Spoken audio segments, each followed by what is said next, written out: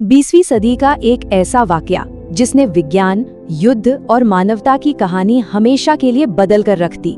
आइए आज उसी भयावह और मशहूर कथन के पीछे की कहानी को समझते हैं।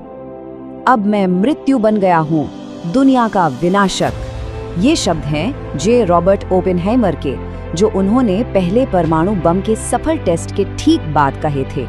तो चलिए जरा इन शब्दों के पीछे की कहानी और इनके गहरे मतलब को समझने की कोशिश करते हैं। तो सवाल ये उठता है कि आखिर ऐसा क्या हुआ? कौन सी ऐसी परिस्थितियां थीं, कौन सी नैतिक कश्मकश थी जिसने एक इतने महान वैज्ञानिक को खुद को दुनिया का विनाशक कहने पर मजबूर कर दिया? चलिए इसी सवाल का जवाब ढूंढते हैं। अच्छा, इस पूरे किस्से को समझने के लिए हमें थोड़ा सा इतिहास में पीछे जाना होगा, मैनहट्टन प्रोजेक्ट तक। तो देखिए, कहानी शुरू होती है 1939 में, जब आइंस्टीन ने चिट्ठी में राष्ट्रपति रूजवेल्ट को जर्मनी के परमाणु रिसर्च के बारे में चिताया। इसी चिट्ठी ने 1942 में मैनहट्टन प्रोजेक्ट की नींव रखी। फिर 1943 में जे रॉबर्ट ओपेनहाइमर को इस सीक्रेट मिशन का लीडर बनाया गया। और फिर आया साल 1945, जब वैज्ञानिकों की इसी टीम ने न्यू मैक्सिको के रेगिस्तान में, कह सकते हैं कि इतिहास ही बदल दिया।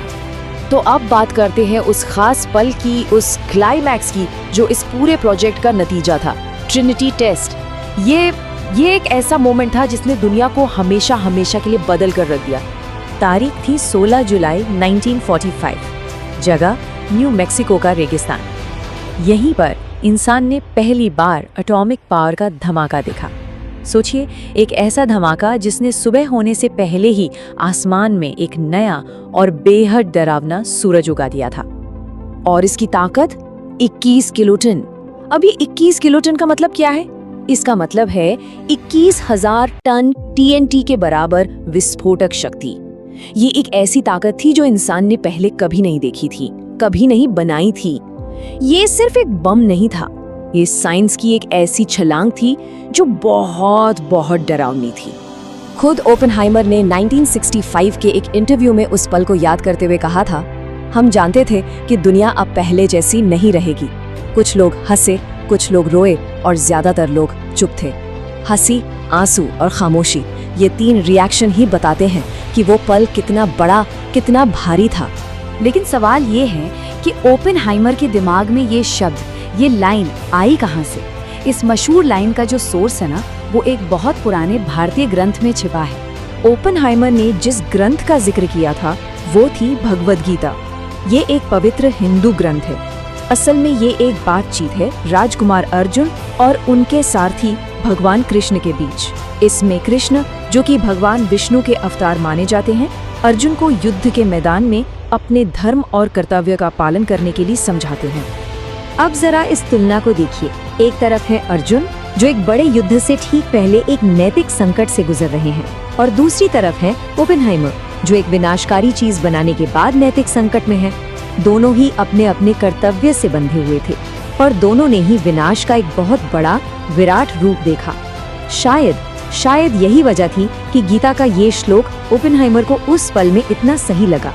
तो चलिए अब देखते हैं कि उस एक पल और उस एक वाक्य ने दुनिया पर कितनी लंबी परछाई छोड़ी। एक ऐसी परछाई जिसके साए में हम आज भी जी रहे हैं। उस एक सफल टेस्ट ने ना दुनिया की पूरी हकीकत ही बदल दी। एटॉमिक एज की शुरुआत हो गई। देशों के बीच न्यूक्लियर हथियारों की एक होड़ सी लग गई।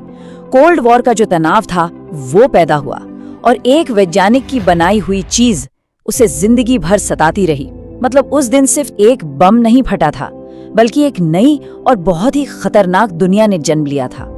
और ओपेनहाइमर के मुताबिक ये सिर्फ उनकी अकेली सोच नहीं थी। उन्होंने कहा था, मुझे लगता है कि हम सब ने किसी न किसी तरह से यही सोचा। मतलब ये सिर्फ ओपेनहाइमर का बोझ नहीं था, ये उन सभी वैज्ञानिकों का एक सामूहिक एहसास था, जिन्होंने मिलकर इस विनाशकारी ताकत को दुनिया के सामने ला खड़ा किया था। और ये सब हमें आज के सबसे बड़े सवाल पर लाकर खड़ा कर देता है। क्या एक ऐसी दुनिया जिसने ऐसे विनाशक बनाने की ताकत हासिल कर ली हो, कभी भी सच में पूरी तरह से सुरक्षित हो सकती है? ये एक ऐसा सवाल है जिस पर हम सबको सोचने की जरूरत है।